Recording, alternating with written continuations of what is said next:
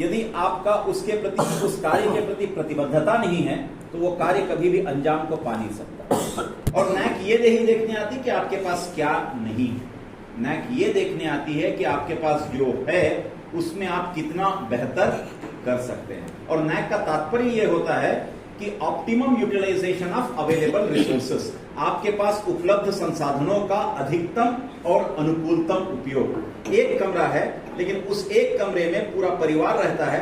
सुबह वो कमरा ड्राइंग रूम बन जाता है, दोपहर को वो कमरा खाने का डाइनिंग रूम बन जाता है, रात को वो कमरा बेडरूम बन जाता है और सारे बिस्तर लग जाते हैं और सुबह उसी बिस्तर को लपेट के ऐसे रख देते हैं तो वही बिस्तर जो है वो सोफा का काम करने लगता है। एक घर, एक कमरा, एक परिवार रहता है और विभिन्न प्रकारों से उसका उपयोग करता है। आप एक हैं, लेकिन आपके रिश्ते नाते अलग हैं। आप किसी के पिता हैं, तो किसी के फूफा हैं, तो किसी के पति हैं, तो किसी के भाई हैं, तो किसी के बेटा भी हैं। और महिलाओं में भी वही होता है, कोई माँ है तो कोई बुआ है, तो कोई बेटी है, तो कोई बहू है, तो कोई और कुछ है। तो एक संबंध हमारे हैं और हम एक हैं, लेकिन हमारे रिश्ते नाते जैसे अलग अलग होते हैं, वैसे आपकी भूमिकाएं भी अलग अलग हैं। हम सबकी भूमिकाएं अलग हैं। हम महाविद्यालय में वो लोग हैं जो उन बच्चों को पढ़ाते हैं जिनके पास 100 रुपया फीस देने की ताकत नहीं होती। हम उन बच्चों को पढ़ाते हैं और उन बच्चों के आड़ में हम अपने बच्चों को 10,000 की फीस देके बहुत अच्छी जगह में पढ़ा पाते हैं। और हम इसलिए पढ़ा पाते हैं कि हमारे सामने वो बच्चे बैठे हैं जो 100 रुपये का फीस नहीं दे पा रहे हैं। तो हमारा दायित्व और हमारा परम कर्तव्य ये होना चाहिए कि वो जो मेरे सामने बैठा हुआ बच्चा है, उसमें यदि मुझे अपना भाई, अपनी बहन, अपना बेटा, अपनी बेटी नजर आने लगे, तो कभी भी आपकी क्वालिटी या गुणवत्ता नीचे नहीं आएगी। और जिस दिन आपको लगता है कि सामने बैठे हुए बच्चे में ये मेरा भाई नहीं है, मेरी बहन नहीं है, या मेरा बेटा नहीं है, या मेरी बेटी नहीं है, गुणवत्ता वहीं पर समाप्त हो जाएगी। तो गुणवत्ता उन्नयन आपके हाथ में है। गुणवत्ता का यदि गिराना है तो वो भी आपके हाथ में है। और गुणवत्ता कहीं बाहर नहीं है, गुणवत्ता आपके अंदर ही है। इसलिए अपने अंदर की गुणवत्ता को लाने की जरूरत है। नैक ये नहीं कहता कि आप बाहर से गुणवत्ता को लाइए। नैक ये कहता है कि आप एक क्वालिफाइड हैं, आप सक्षम हैं और आपने परीक्षाएं पास की हैं, उत्तीर्ण की हैं। और आपको हमें सब्जेक्ट नॉलेज से टेस्ट नहीं करना है, बल्कि आप जिस तरीके से उन बच्चों को पढ़ाते हैं, उस पढ़ाने के तरीके में बदलाव आना चाहिए। यदि आप अपडेट अपने आप को नहीं करते हैं, आप अपने आप को अपग्रेड नहीं करते हैं, आप अपने आप को अपलिफ्ट नहीं करते हैं, तो आप एजुकेशन को कभी अपहोल्ड नहीं कर पाएंगे। इसलिए आपको हमेशा अपने आप को अपडेट करना है, अपने आप को अपग्रेड करना है, अपने आप को अपलिफ्ट करना है। और यदि आप ऐसा नहीं करते तो आज आपके हाथ में एचएमटी की घड़ी होती, टाइटन की नहीं होती। एचएमटी कंपनी बंद होने का कारण यह था कि एचएमटी कंपनी ने अपने आप को अपडेट नहीं किया, अपग्रेड नहीं किया और अपलिफ्ट नहीं किया।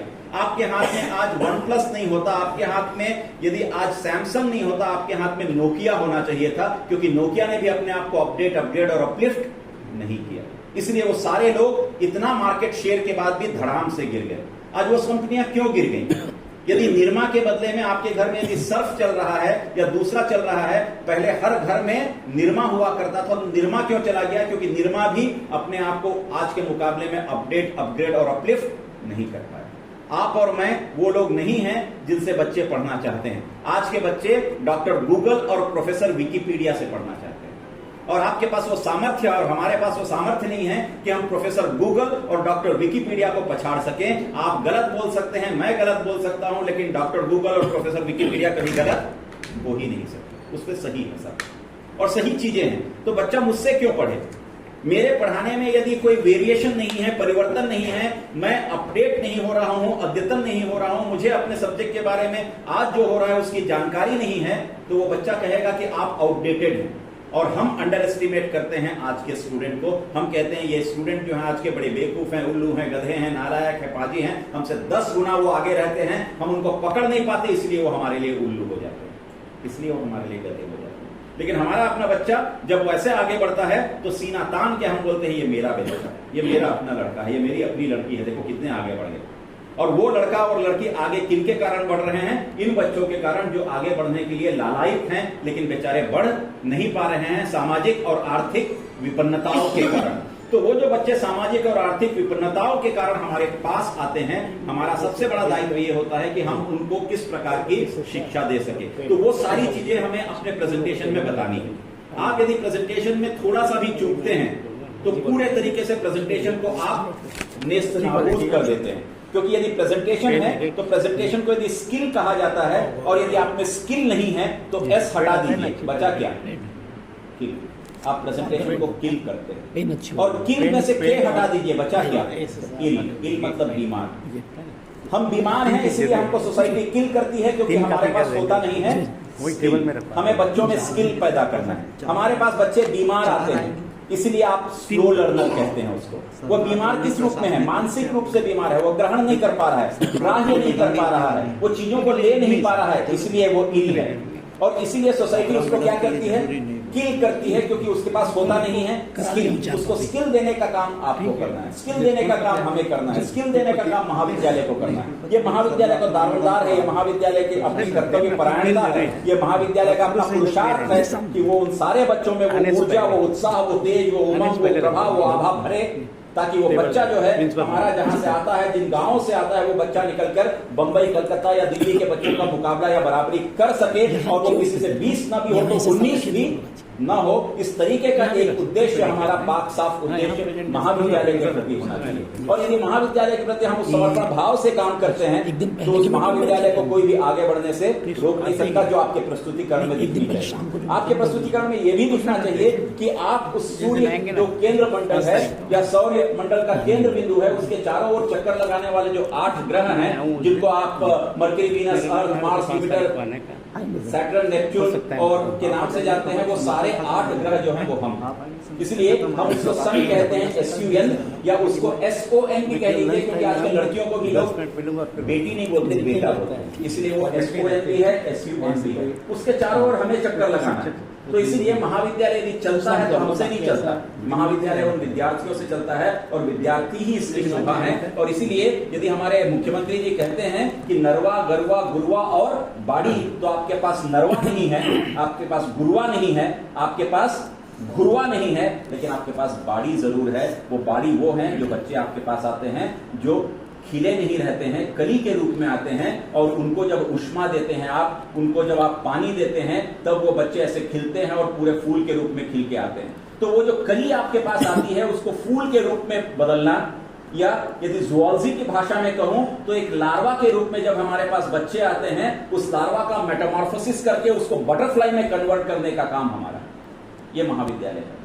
एक लार्वा का किस तरीके से मेटामॉर्फोसिस होके वो बटरफ्लाई में बनता है, और जब बटरफ्लाई को देखते हैं तो कोई विश्वास नहीं कर सकता कि ये बटरफ्लाई इसी लार्वा से बना हुआ है, कोई विश्वास नहीं कर सकता। तो वो बटरफ्लाई के रूप में हमें बच्चे चाहिए होंगे, वही NAAC का सबसे बड़ा उदाहरण है। आप पढ़ाई कैसे करवाते हैं वो दीगर है, लेकिन बच्चों के उन्नति के लिए, उन्नयन के लिए, अभिवृद्धि के लिए, आगे बढ़ने के लिए इन पढ़ाइयों के अलावा जो दीगर काम आप करवाते हैं, कितने आप पर्सनालिटी डेवलपमेंट पे, कम्युनिकेशन स्किल्स पे, या फिर ओरिएंटेशन करते हैं, या वर्कशॉप्स कराते हैं, इन्वाइटेड टॉक्स कराते हैं, इंग्लिश पे कराते हैं, हिंदी पे कराते हैं, वक्तृत्व कला पे कराते हैं, कम्युनिकेशन स्किल पे कराते हैं, खड़े होना कैसा चाहिए, कितना देर देखना चाहिए, कितने देर से ज्यादा किसी व्यक्ति को देखे तो घूरना लगेगा, ये सारी चीजें जब आप बताते हैं तब जाके बच्चे को उसकी दरकार होती है। और बच्चा हमारे यहाँ का अपने विषय में बहुत पारंगत होता है, लेकिन किसी न किसी साक्षात्कार में जाके वो कट जाता है, क्योंकि साक्षात्कार में जो उसको बोलना चाहिए होता है, वो उत्साह और वो कॉन्फिडेंस या वो आत्मविश्वास उसमें नहीं आ पाता है। उसके लिए हमें काम करने की जरूरत। तो NAAC इसलिए कहता है कि आपके बच्चों का कितना प्लेसमेंट हुआ, तो हमारे प्रेजेंटेशन में वो सारी चीजें होनी चाहिए। हम यदि इस मोबाइल को क्या कहते हैं, स्मार्टफोन कहते हैं, तो ये स्मार्ट हो गया है जिसको हमने बनाया, लेकिन हम स्मार्ट, ये आपने कहा नहीं होता, मैं नहीं कहता स्मार्ट। यदि हम नहीं हो पाए हैं तो ये हमारा ही अपना दुर्भाग्य है, क्योंकि स्मार्ट यदि आप हैं तो S हटाइए, क्या बचता है, मार्ट बचता है, मतलब बाजार है। यदि आप स्मार्ट हैं तो आप मार्ट में जाएंगे, मार्ट में से M हटाइए, बचता क्या है, आर्ट है। हम सभी के पास आर्ट है, तो हम सभी कहां जा सकते हैं, मार्ट में जा सकते हैं, तब हम क्या बन सकते हैं, स्मार्ट बन सकते हैं। तो हमें वो स्मार्टनेस आनी चाहिए, उन बच्चों में वो स्मार्टनेस आनी चाहिए। हमारे बच्चे भले जैसा भी पोशाक पहनते हो, पोशाक पहनने से कोई व्यक्ति ब्यूटीफुल हो सकता है, हैंडसम हो सकता है, लेकिन स्मार्ट नहीं हो सकता। स्मार्ट यहां से होता है व्यक्ति, इसलिए स्मार्टनेस जो है वो उसके कैरेक्टर में दिखता है, उसके पहनने वाले पोशाकों में नहीं दिखता। और स्मार्ट, हमारे लाल बहादुर शास्त्री भी, प्रधानमंत्री भी स्मार्ट थे, वो हैंडसम न रहे होंगे।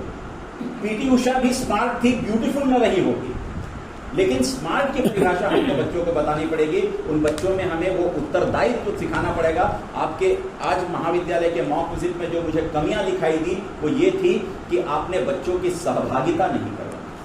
आपने केवल वहां पर जहां पर आपने स्वागत किया वहां ताली बजवाए, वहां पर फूल की वर्षा करवाए, लेकिन जिन विभागों में आपको बच्चों को दिखाना था, चाहे जितने स्नातकोत्तर विभाग हैं, स्नातक विभाग हैं, उन सभी में विद्यार्थियों की उपस्थिति सुनिश्चित करनी पड़ेगी आपको। महाविद्यालय सांस केवल विद्यार्थियों से लेता है, इसलिए जिसको आप नैक कहते हैं वो नैक नहीं है, वो नाक। वो टीम जो आने वाली है वो महाविद्यालय का नाक देखने वाली है कि आप महाविद्यालय का नाक बचा पाते हैं या वो आपने कहा कटा देते हैं, मैंने तो बचा देते हैं। आप कटा देते हैं या बचा देते हैं, यह आप पर निर्भर है। और इसीलिए यदि वो महाविद्यालय का नाक देखने आ रही है तो हमें महाविद्यालय के नाक की रक्षा के लिए ये सारी चीजें करनी होगी। केवल वो टीम आ रही है इसलिए मत करिए, बल्कि हमेशा के लिए इस बात को करिए कि ये एक नैक का नहीं है। नैक हमें केवल एक प्रोसेस में ढालता है, नैक हमें एक प्रक्रिया में ढालता है। नैक हमें यह बताता है कि चीजों को किस तरीके से व्यवस्थित रखा जाना चाहिए। यदि मैं गया आपके गर्ल्स कॉमन रूम में तो वो दीवारें भी खाली थी। यदि मैं आपके वेंडिंग मशीन में गया तो वेंडिंग मशीन चार्ज नहीं हुई थी। मैं यदि गर्ल्स टॉयलेट में गया तो वहां का एग्जॉस्ट काम नहीं कर रहा था। यदि मैं ग्रंथालय में गया तो ग्रंथालय में रेफरेंस बुक्स अलग से नहीं रखे हुए थे, उनको सबको निकलवाया। यदि मैं स्पोर्ट्स में गया, ठाकुर जी बैठे हुए हैं, उनको मैंने कहा है 48 घंटे का अल्टीमेटम मैंने उनको दिया है। स्पोर्ट्स का रूम ऐसा लग रहा था जैसे कई महीनों बाद उस रूम को खोला गया होगा, और उसमें सारे वो थे सामान जो कि 1987 के सामान थे। कहीं जंग लगे हुए हैं, कहीं एकदम पुराना बैट भी ऐसा लग रहा था, वो बैट भी कहता था मुझे बाहर मत निकालो, मुझे यही रहने दो बस। तो ऐसा बैट, ऐसा रैकेट यदि निकल रहा है तो हम कैसे शटलकॉक खिलवा पाएंगे? कैसे हम अपने महाविद्यालय में पीवी सिंधु बना पाएंगे? कैसे हम अपने महाविद्यालय में मिताली राज बना पाएंगे? कैसे हम अपने महाविद्यालय में ध्यानचंद के अनुयायियों को हॉकी खेलने के लिए मजबूर करेंगे? कैसे हम बता पाएंगे कि ये मेसी जो है या मबापे जो है जो फुटबॉल खेलते हैं वो फुटबॉल इस तरीके का है? कैसे हम बताएंगे ये वॉलीबॉल है? इतने सारे बॉल रखे हैं, सब फुसके हुए ऐसे दिखाई दे रहे हैं। कहाँ है? किनके दम पर है? कहाँ नौकरी कर रहे हैं? किनके लिए नौकरी कर रहे हैं? और ये नौकरी है तो मतलब हम नौकर, तभी हम नौकरी कर रहे हैं। और शासन की व्यवस्था के अंतर्गत हम बहुत सुखी हैं, हम सब सुखी हैं, मैं भी सुखी हूँ। हम यहाँ बैठे हैं करके आपको ये संबोधन नहीं कर रहा हूँ, मैं इसलिए संबोधन कर रहा हूँ कि मैं आपके ही जैसा अंग्रेजी का प्राध्यापक हूँ। तो मैं संबोधन इसलिए भी कर रहा हूं कि हम वो लोग हैं जो एक दिन की छुट्टी लेके स्कूल में अपने बच्चों के पीटीएम में पहुंचते हैं और टीचर को कहते हैं मेरे बच्चे को आपने 2 नंबर कम दे दिया, मेरा बच्चा इतने बच्चों से नीचे आ गया, उसने कोई गलती नहीं की थी, उसका एकदम सही है, उसको और नंबर दीजिए। गर्दन पकड़ लेते हैं हम लोग। लेकिन हम उतने ही खुशकिस्मत हैं कि बार बार बुलाने पर पेरेंट्स यहाँ के कॉलेज आते नहीं, और जिस दिन सारे पेरेंट्स आ जाए हमारा क्या? इसलिए हमें उस गुणवत्तापूर्ण शिक्षा की ओर बच्चों को ले जाने की जरूरत है। हमें अपने आप को अपडेट करने की जरूरत है। आप में से इतने लोग हैं लेकिन रिसर्च पेपर 0 दिख रहा है। एक मनीषा ठाकुर क्या चली गई, सूर्य उगा था और अस्त हो गया, ऐसा नहीं होना चाहिए। वो मनीषा ही सूर्यास्त थी और वही मनीषा ही सूर्योदय भी है। नहीं, उस मनीषा से न जाने कितने और मनीषा निकलने चाहिए, कितने मनुष्यों को जन्म देना चाहिए उस, वो हमारे अंदर उत्साह होना चाहिए। हम अपने आप को कहें कि नहीं, हम 2-3 लोग मिलकर एक रिसर्च पेपर लिखेंगे। पीएचडी करने के बाद रिसर्च पेपर लिखना कहीं नहीं लिखा है। पीएचडी कर लेना रिसर्च की पहली सीढ़ी है, अंत नहीं है, वो शुरुआत होती है।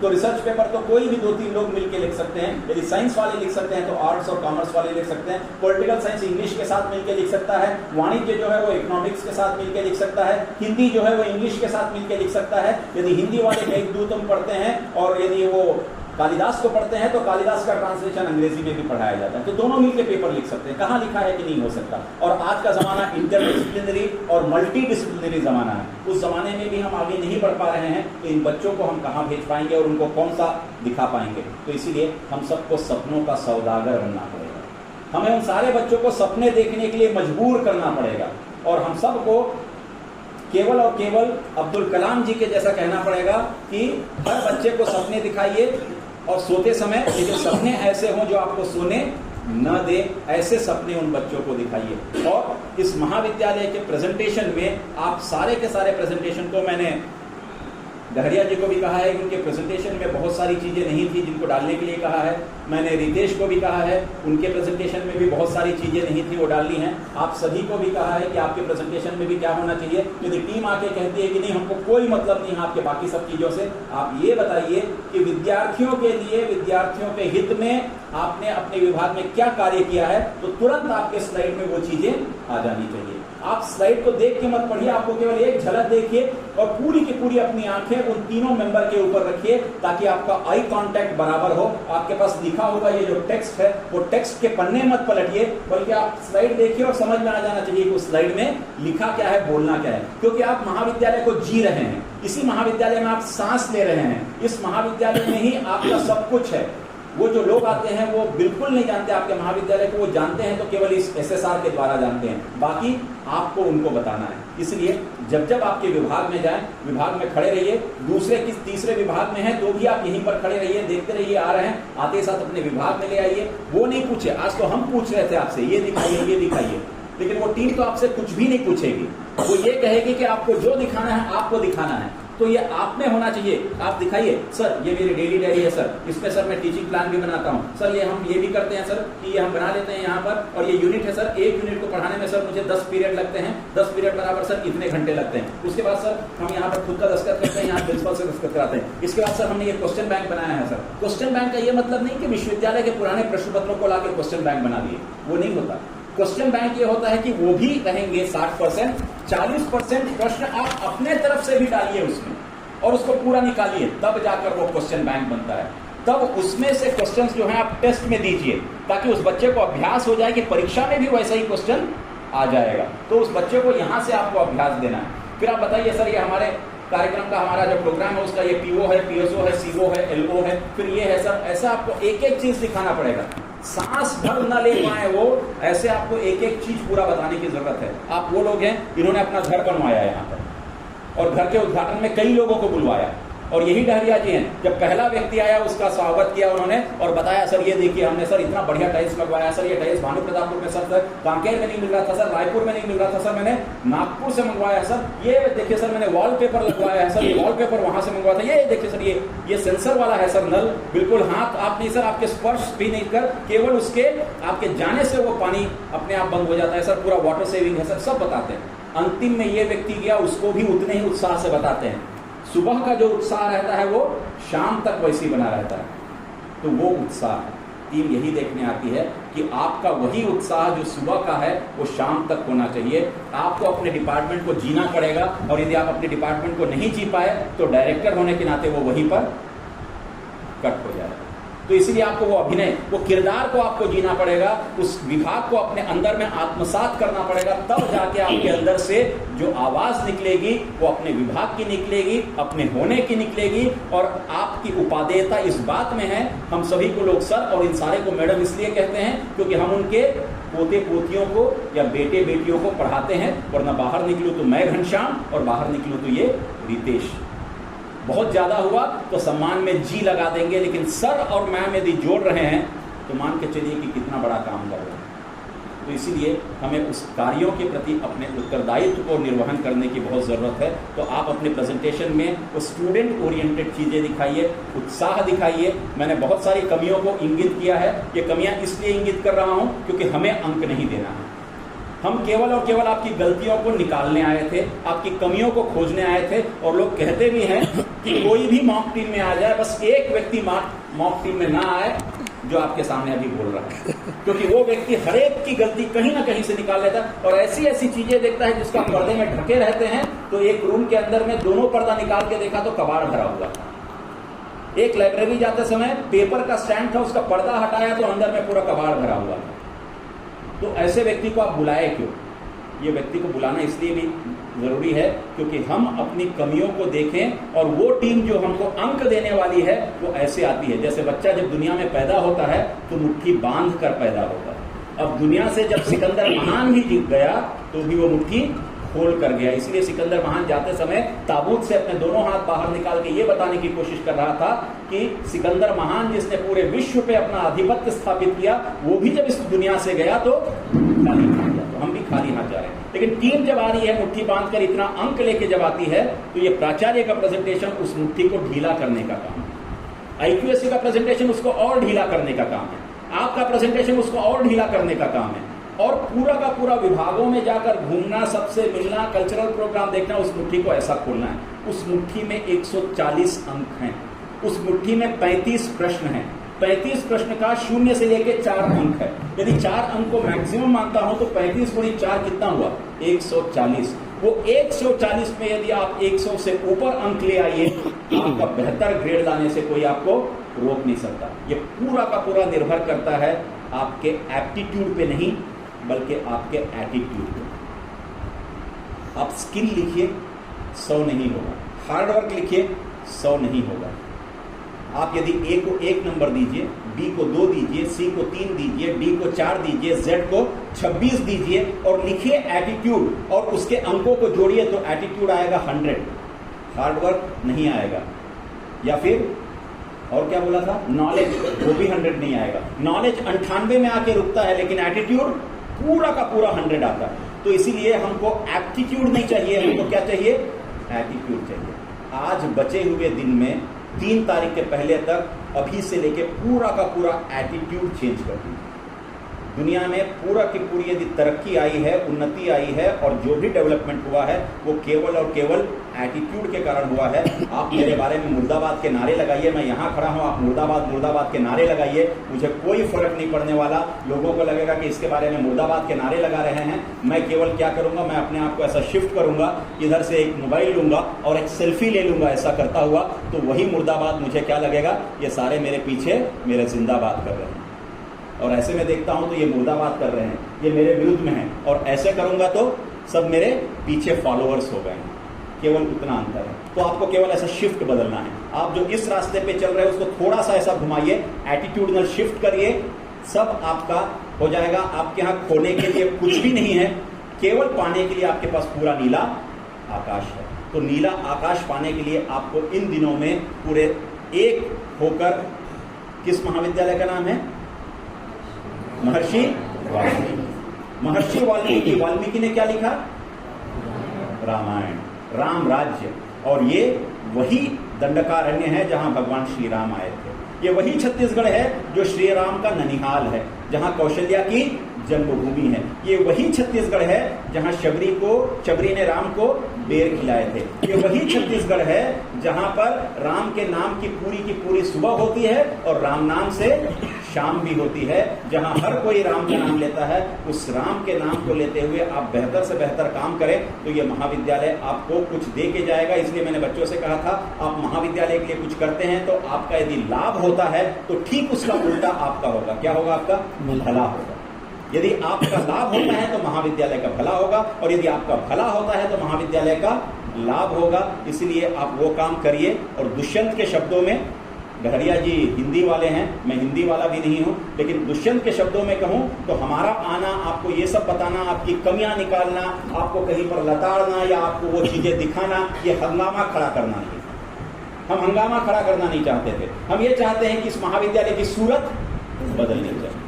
मेरे सीने में न सही, तेरे सीने में सही हो, कहीं भी आग जलनी चाहिए। वो आग जलाने आए थे, और आपने शुरुआत में आते ही साथ माता सरस्वती के सामने आग नहीं जलवाई थी, दीपक जलवाया था। सांस्कृतिक कार्यक्रम में भी आपने दीपक जलवाया था। हम आग नहीं जलाते, क्योंकि आग भी हर चीज को जलाकर राख कर देती है। हम उसी देश के वासी हैं जिस देश में आग में भी पंख लगाने का काम अब्दुल कलाम ने किया था, जिन्होंने विंग्स ऑफ फायर लिखा। तो विंग्स मतलब होता है पंख, और फायर मतलब होता है आग। अब्दुल कलाम ने तो आग में भी पंख लगाए, दुष्यंत ने तो केवल आग जलाई थी, और अब्दुल कलाम ने आग के पंख भी लगाए। तो मैं चाहता हूं कि आप भी उस आग जो अंदर में है आपके ज्योति के रूप में, उसको जलाइए, उसमें पंख लगाइए, ताकि आपका महाविद्यालय जो कि वाल्मीकि के नाम का महाविद्यालय है, वो पूरे आकाश में, नीले आकाश में उड़े, और आप ये कह सकें, कौन कहता है आसमां पे सुराख नहीं हो सकता, एक पत्थर तो तबीयत से उठा लो यारो। आप सभी को बहुत बहुत शुभकामनाएं। जिस आशा, उत्साह, उमंग के साथ आप सुबह आए थे, उसी मुस्कुराहट के साथ घर भी वापस जाइए।